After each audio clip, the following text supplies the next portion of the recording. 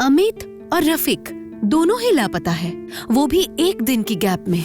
आपकी जगह किसी और को मैंने यहाँ काम करते हुए देखा था। वो लापता है। एक जीता जागता इंसान ऐसे गायब कैसे हो गया? अमित दास की बात कर रही है मैडम? 3 दिन हो गए वो लापता है, अचानक से पता नहीं कैसे गायब हो गया। ये भी गायब हो गया? इन दोनों के बीच में एक कॉमन लिंक है। कैसी लिंक? वैज्ञानिक पुलकित प्रधान।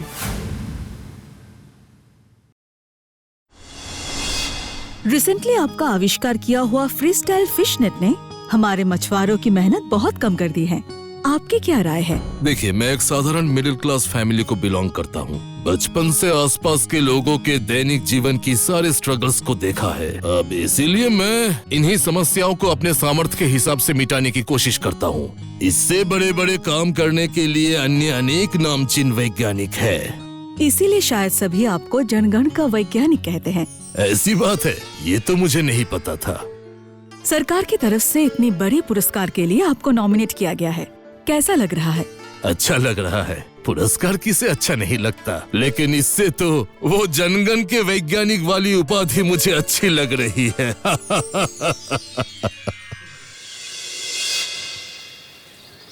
जातीय सम्मान से सम्मानित हुए जनगण के वैज्ञानिक श्री पुलकित प्रधान। एट लास्ट उन्हें रिकॉग्निशन मिल ही गया। अरे मालिनी, किसकी बात कर रही हो? ये वैज्ञानिक पुलकित प्रधान। अरे ये रिकॉग्निशन कोई काम का नहीं है। मुझे ही देख लो, मैं काम अच्छा करता हूँ। उसको रिकॉग्नाइज करके मुझे इस अजीब सी जगह में 1 हफ्ते के लिए ऑफिस ट्रिप के लिए भेज दिया। नहीं, सच में ये पुरस्कार बहुत पहले ही पुलकित प्रधान को मिल जाना चाहिए था। एक्सक्यूज मी मैम, क्या आप भी पुलकित प्रधान की फैन है? फैन? हाँ, ऐसा कह ही सकते हैं। इंसानों के लिए इतना कुछ कर रहे हैं, क्या आप भी उनके फैन हैं? फैन मतलब सुपर फैन। एकदम करीब से देखा है ना, इसलिए जानता हूँ। सिर्फ वैज्ञानिक के तौर पे नहीं, इंसान के तौर पे भी वो लाजवाब है। आप उन्हें पर्सनली जानते हैं? उनके घर का एड्रेस दे पाएंगे मुझे? तो मैं खुद उनसे मिलकर उन्हें कॉन्ग्रेचुलेट कराती। अब हाँ, क्यों नहीं। मैं तो सेकंड शिफ्ट में पुलकित प्रधान के ही बगीचे में काम करता हूँ मैडम। मैं अभी एड्रेस लिख के देता हूँ। अरे मालिनी, तुम अभी सचमुच उस साइंटिस्ट के घर जाओगी क्या? और क्या, तुम तो अभी यहाँ के ब्रांच ऑफिस में चले जाओगे और मैं पूरा दिन होटल में बैठकर क्या करूँगी? यहाँ तो देखने लायक ऐसा कुछ नहीं है, तो फिर एक प्रसिद्ध व्यक्ति के साथ मिलकर ही क्यों ना हो? उफ मालिनी, सच में तुम भी ना। मिलना है कहने से ही तो मिलवाया नहीं जा सकता। प्लीज भैया, मैं ज्यादा वक्त नहीं लूंगी, सिर्फ उन्हें कॉन्ग्रेचुलेट करके चली जाऊंगी। मैं समझ सकता हूँ मैडम, लेकिन सर शायद अभी कुछ खास रिसर्च में व्यस्त हैं, इसीलिए किसी से ज्यादा मिलते नहीं हैं। यहाँ तक कि आजकल हफ्ते में 2 दिन से ज्यादा मॉर्निंग वॉक के लिए भी नहीं जाते हैं। अरे सच में इतने व्यस्त है? जी मैडम, ये देखिए ना, गेट हमेशा ऐसे बंद ही रहता है। अगर इमरजेंसी ना हो तो मुझे भी अंदर जाने से मना किया है। इसका मतलब उनका एड्रेस मिलने के बावजूद मैं उनसे मिल नहीं पाऊंगी। अच्छा ठीक है, अगले दिन जब वो मॉर्निंग वॉक के लिए निकलेंगे, मैं उनसे आपके लिए परमिशन मांग के रखूंगा, ठीक है ना? थैंक यू भैया, तो फिर मैं कल आऊंगी।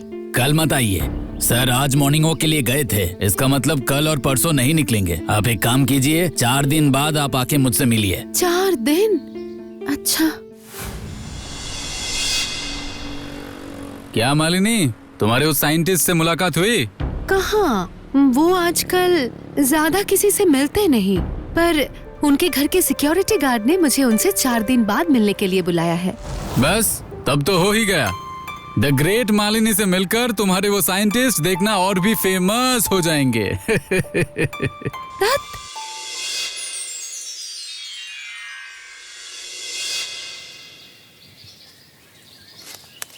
हाँ मैडम, क्या आप किसी को ढूंढ रही हैं? हाँ, असल में कुछ दिन पहले आपकी जगह किसी और को मैंने यहाँ काम करते हुए देखा था और उन्होंने मुझे 4-5 दिन बाद यहाँ बुलाया था। वो कहाँ है, बता पाएंगे? ओह समझ गए, आप रफीक चाचा के बारे में बात कर रही हैं। उनसे नहीं मिल पाएंगी, वो लापता है। लापता है मतलब? मेरा नाम आलम है मैडम। रफीक चाचा मेरे खुद के चाचा हैं। 2 दिन पहले उनके घर जाके देखा कि उनके घर में ताला लगा हुआ है। बहुत ढूंढा, पुलिस में रिपोर्ट भी की, लेकिन कहीं नहीं मिले, जैसे कहीं गायब हो गए। एक जीता जागता इंसान ऐसे गायब कैसे हो गया? नहीं, मुझे एक बार अमित से मिलके बात करनी पड़ेगी। वो तो इसी घर में काम करता था, अगर कुछ बता पाए। अमित मतलब अमित दास की बात कर रही है मैडम, जो हमारे रेस्टोरेंट में मॉर्निंग शिफ्ट में काम करता था? हाँ, वो कहाँ है बता सकते हैं? मुझे उससे मिलना था। उसे तो हम भी ढूंढ रहे हैं मैडम, 3 दिन हो गए वो लापता है। लापता है मतलब काम पे नहीं आ रहा है? तबीयत तो ठीक है ना उसकी? नहीं मैडम, पहले हमें भी ऐसा ही लगा था, लेकिन उसके घर जाकर पता चला कि वो मंगलवार शाम से घर लौटा ही नहीं। क्या कह रहे हैं आप? घर नहीं लौटा मतलब उसे ठीक से ढूंढा गया है? घर से कुछ मिसिंग तो नहीं है ना? किसी के साथ झगड़ा हुआ था क्या?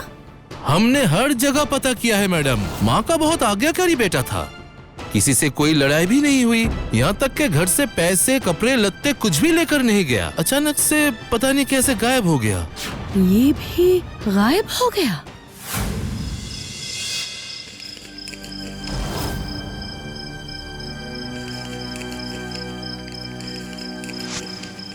अरे मालिनी, तुम ये सब क्या कर रही हो? एक हिसाब मिलाने की कोशिश कर रही हूँ। कैसा हिसाब?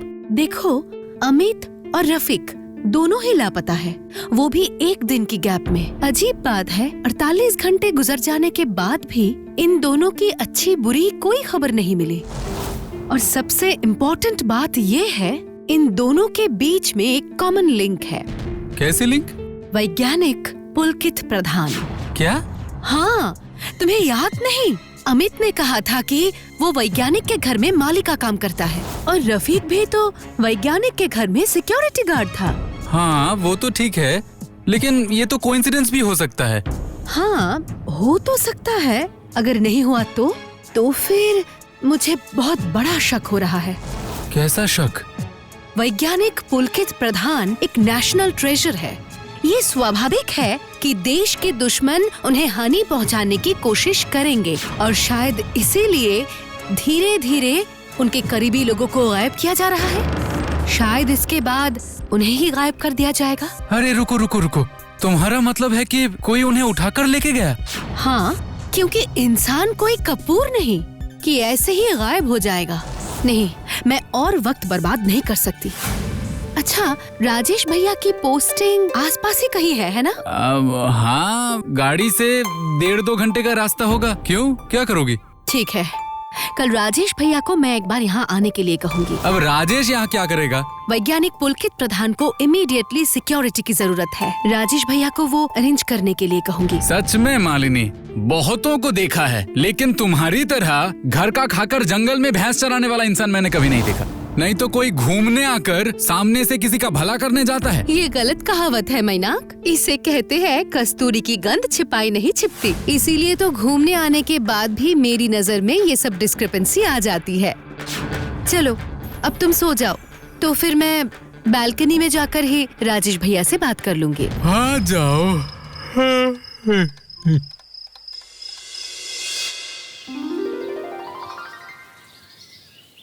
अच्छा, तो क्या आप श्योर है कि साइंटिस्ट पुलकित प्रधान किसी मुसीबत में है? देखिए, मैं श्योर तो नहीं हूँ, पर मैंने तो आपको सब कुछ बताया। आपको कुछ अजीब नहीं लग रहा है? बात तो आपकी सही है, लेकिन जब तक वो खुद से सिक्योरिटी नहीं मांगते तब तक हम कुछ नहीं कर सकते। इसीलिए तो मैं आपको लेकर आई हूँ। पुलिस की बातों का वजन कम से कम 10 के से ज्यादा तो होगा ही। क्या कहते हैं? मैम, आपको तो पता है, अगर सर परमिशन नहीं देंगे तो मैं आपको अंदर जाने नहीं दे सकता। लेकिन वो नियम तो आम इंसान के लिए है। क्या हुआ आलम, कोई दिक्कत है क्या? अरे भरत भैया, ये लोग सर से मिलना चाहते हैं, लेकिन आपको तो पता है। लेकिन हम लोग कोई आम विजिटर नहीं है, ये पुलिस में है। आपके सर से मिलने आए हैं, उनके सिक्योरिटी के बारे में बात करने आए हैं। सर के लिए? अच्छा ठीक है, आइए आइए।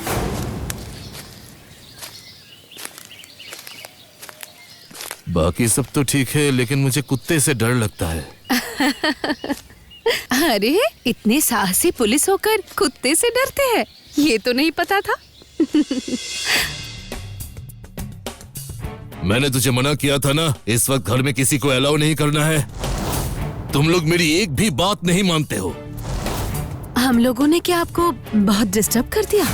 अब असल में एक जरूरी काम से आए हैं, पर हमें पता है कि आप बहुत बिजी रहते हैं, ज्यादा वक्त नहीं लेंगे।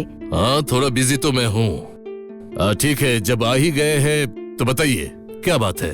देखिए, रिसेंटली आपके घर के 2 कर्मचारी एक दिन के अंतर में लापता हुए हैं। हाँ?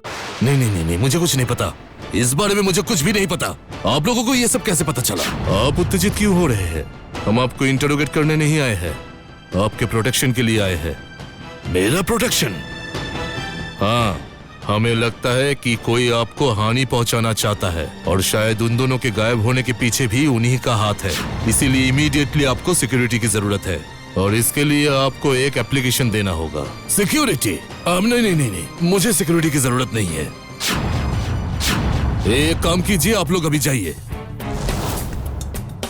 मुझे अभी एक बार लैब में जाना होगा, मैं चलता हूँ। अच्छा, अगर आप बुरा ना माने तो क्या हम आपका लैब एक बार देख सकते हैं? नहीं, इम्पॉसिबल। लैब में आप नहीं जा सकते, बिल्कुल नहीं जा सकते। मुझे अभी निकलना होगा। भरत, उन्हें बाहर तक छोड़ के आओ। इन्होंने कुछ अजीब सा व्यवहार नहीं किया। अच्छा राजेश भैया, आपको कोई बदबू आ रही है? अजीब सी, बहुत स्ट्रॉन्ग। आ रही है। चलिए, आप लोगों को बाहर तक छोड़ देता हूँ। चलिए।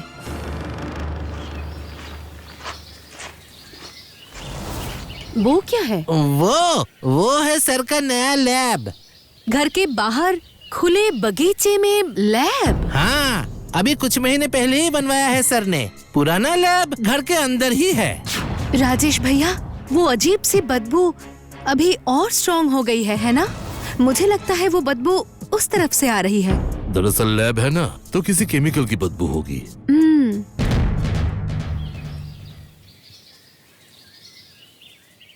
मैं सब कुछ समझ रही हूँ राजेश भैया, लेकिन मेरे मन से तो ये शक दूर ही नहीं हो रहा है। स्पेशली कल उनसे मिलने के बाद से ही मुझे कुछ गड़बड़ लग रही है। हाँ, ये भी सही है। अगर वो खुद कुछ स्टेप नहीं लेना चाहते तो जबरदस्ती सिक्योरिटी नहीं दी जा सकती। अच्छा राजेश भैया, कल तक हमारे होटल में ही रुक रहे हैं ना? तो फिर मैं होटल पहुंचकर आपसे बात करती हूँ। अरे भरत जी, आप बाजार गए थे आप? तो आपको क्या रोज ही बाजार जाना पड़ता है? वो शायद फ्रिज में रखी हुई सब्जी तरकारी नहीं खाते। सब्जी तरकारी नहीं मैडम, वो तो हफ्ते में एक बार लाने से ही हो जाता है। ये तो सिर्फ मांस है। इतना मांस?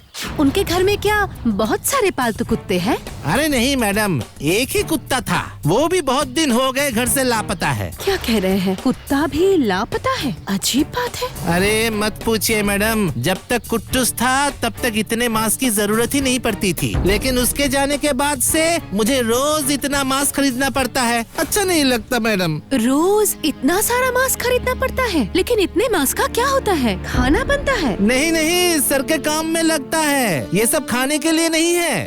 बाप रे, रिसर्च के लिए मांस की जरूरत होती है, वो भी इतना? मैडम अभी मैं चलता हूँ, अगर वक्त पे ना पहुँचा तो सर बहुत गुस्सा करेंगे। हाँ, आप जाइए। वो अभी किस चीज को लेकर रिसर्च कर रहे हैं, पहले ये जानना जरूरी है। मुझे लगता है मेरे सारे सवालों का जवाब वहीं पर मिलेगा। मालिनी, अरे इतनी सुबह सुबह क्या देख रही हो? पुलकित प्रधान का इंटरव्यू। अरे वो भूत अभी तक तुम्हारे सर से उतरा नहीं है। इस बार का फ्रीस्टाइल फिशनेट खास करके मछुआरों के सुविधाओं के लिए आपने आविष्कार किया था, तो इस बार आप किन को ध्यान में रखते हुए रिसर्च करेंगे? फिलहाल मैं तो अभी हमारे किसान भाइयों के समस्याओं को ध्यान में रखते हुए एक रेवोल्यूशनरी रिसर्च में डूबा हुआ हूँ। इससे सिर्फ हमारे किसान भाई ही नहीं, आम इंसान को भी फायदा होगा। जैसे कि? मैं इस बार बहुत सारे केमिकल्स पुश करके एक ऐसा पौधा बनाने वाला हूँ जो पूरे दिन के किसी एक समय में खुद से ही बगीचों के या खेतों के कीट पतंगे, चूहे, छछूंदर जैसे फसलों के हानिकारक जीव को खा जाएगा। इससे फसल भी बचेगी और पेस्टिसाइड्स भी प्रयोग नहीं करना होगा। उससे किसान भाइयों का खर्चा, मेहनत भी कम होगी, फसलों का मान बेटर होगा और आम इंसान अच्छी क्वालिटी की तरकारी सब्जी खरीद पाएंगे। अरे वाह, बहुत अच्छे। पर इसके लिए तो हाई मेंटेनेंस की जरूरत पड़ेगी। बिल्कुल भी नहीं। बेसिकली ये तो एक वो कीट भक्षी पौधे की तरह ही होगा और इन छोटे छोटे जीव जंतु से ही उसे पोषण मिलता रहेगा। इसकी यूनिकनेस होगी इसकी भूख। इस पौधे को भूख की समझ होगी और जब भूख लगेगी तब इस पौधे में से हल्की मीठी मीठी खुशबू आएगी। उसके बाद खुद से ही वो अपनी शाखाएं फैलाकर कीट पतंगे और छोटे छोटे जंतुओं को पकड़कर खा लेगा। बहुत ही बढ़िया। हल्की मीठी मीठी खुशबू, लेकिन वो तो खुशबू नहीं, दुर्गंध थी और बहुत ही अजीब और स्ट्रॉन्ग दुर्गंध थी। अरे ओ मालिनी, अरे तब से तुम क्या गंध गंध करके बड़बड़ा रही हो? अच्छा मैनाक, समझो एक कीटनाशक से हल्की खुशबू आती है और दूसरे कीटनाशक से बहुत स्ट्रॉन्ग और अजीब सी दुर्गंध आती है। इससे तुम क्या कंक्लूजन निकालोगे? अरे और क्या कंक्लूजन होगा? ऑब्वियसली वो स्ट्रॉन्ग गंध वाला कीटनाशक ज्यादा मच्छर मारेगा, मतलब बेहतर काम करेगा। इसका मतलब गंध जितनी स्ट्रॉन्ग होगी उसका पावर भी उतना ही ज्यादा होगा, है ना? हाँ। इसका मतलब हल्की गंध मतलब कम भूख और स्ट्रॉन्ग गंध मतलब ज्यादा भूख। अरे क्या हुआ? मुझे राजेश भैया को लेकर निकलना है, इमरजेंसी। अरे मालिनी, अरे सुनो, अरे धर, यहाँ कौन काम करने आया है और कौन घूमने आया है ये समझ में ही नहीं आ रहा है।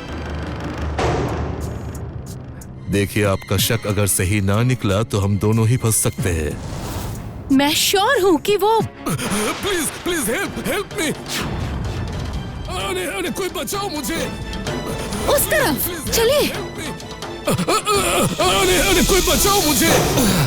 ओह माय गॉड, प्लीज कोई बचाओ मुझे।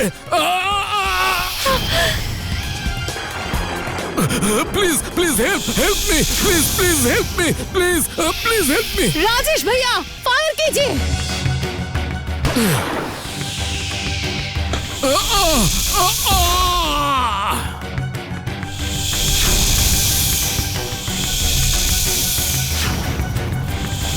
ओह नो, भाभी संभलिए।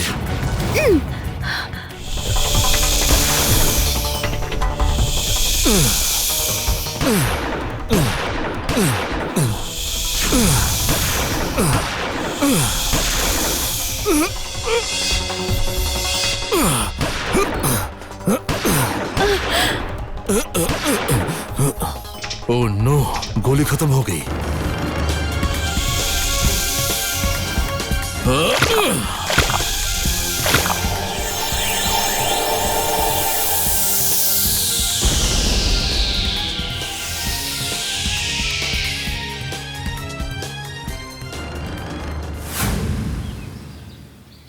यकीन कीजिए, मैं कभी भी किसी हानिकारक वस्तु का आविष्कार करना नहीं चाहता था।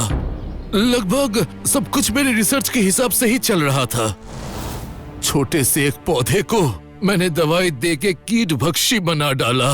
दिन में एक बार मीठी सुगंध निकलने से ही मैं छोटे मोटे जीव जंतु से खाने को देता था। फाइनल प्रोडक्ट रेडी होने में अब तो बस कुछ ही दिन बाकी थे और तभी वो दुर्घटना घटी। दुर्घटना? हाँ, दुर्घटना। मैं दवाई देने के लिए लैब के अंदर गया। कुट्टूस भी मेरे पीछे पीछे लैब के अंदर आ गया। मैंने ध्यान नहीं दिया। जैसे ही मैं दवाई देने गया और ठीक उसी वक्त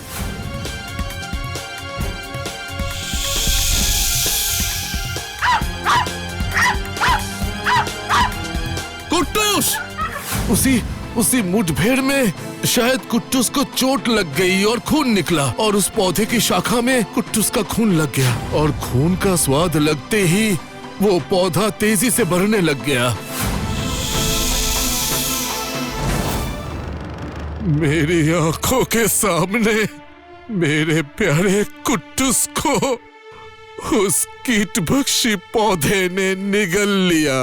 उसके बाद उस पौधे से, उस कीटभक्षी पौधे से भूख की प्रबल मीठी खुशबू आने लग गई। खाने का परिमाण भी बहुत बढ़ गया था। कई किलो मांस उसे रोज देना पड़ता था। एक दिन अचानक मेरा नौकर अमित बगीचे का काम खत्म करके खाद की एक बोरी लैब के अंदर रखने गया तो उस पौधे ने उसे भी निगल लिया। मैंने तय किया मैं उस पौधे को काट डालूंगा। जैसे ही मैं उसे काटने गया उस पौधे ने मुझे जकड़ लिया। उसके बाद उसके बाद जान बचाने के लिए मैंने जोर से चिल्लाया। मेरी चीख सुन के रफीक अंदर आ गया और मुझे उस पौधे के चंगुल से निकालने में वो खुद उस पौधे का शिकार बन गया। मेरी वजह से, सिर्फ और सिर्फ मेरी वजह से 3 लोगों की जान चली गई। उनके मौत का जिम्मेदार मैं हूँ। इसलिए मैंने तय किया था, या तो आज उसे खत्म करूंगा या खुद खत्म हो जाऊंगा। ये आप क्या कह रहे हैं? आप एक इतने बड़े वैज्ञानिक हैं। आपके जैसा एक टैलेंटेड जनगण के वैज्ञानिक अगर दुनिया छोड़कर चला जाए तो इस देश का कितना बड़ा नुकसान हो जाएगा, कभी सोचकर देखा है आपने? हाँ, मैं मानती हूँ कि आपसे गलती हुई है। कुट्टूस की मौत को बिना छुपाए आपको पहले ही प्रशासन की मदद लेनी चाहिए थी। अनइंटेंशनल होते हुए भी उनके मौत के जिम्मेदार थोड़े बहुत आप भी तो है। हाँ मैडम, मैं अपना दोष स्वीकार करता हूँ और इसीलिए आपको प्रशासन के सामने सरेंडर करना होगा। हाँ, सब सच बात खुलकर बताइए। कानून को तय करने दीजिए कि आपकी सजा क्या होगी। देखिए, भूलिएगा मत, आपको खुद के लिए नहीं, मानव जाति के लिए जीना ही होगा। मानव जाति के लिए? मानव जाति के लिए। थैंक यू मैडम, मुझे ये बात याद दिलाने के लिए थैंक यू। एक गलती सुधारने के चक्कर में एक और गलती करने जा रहा था। चलिए ऑफिसर, मुझे हिरासत में ले लीजिए, ले चलिए मुझे। आज की खास खबरें। विश्व के मशहूर वैज्ञानिक पुलकित प्रधान को अनजाने में किए गए कत्ल के जुर्म में 5 सालों के लिए आज कारावास की सजा मिली है और माननीय अदालत ने ये भी राय दिए है कि सजा पूरी होने के बाद भी अगर वो चाहे तो रिसर्च जारी रख सकते हैं। देशवासियों और मृत व्यक्ति के परिवार वालों ने इस राय को स्वीकार कर लिया है।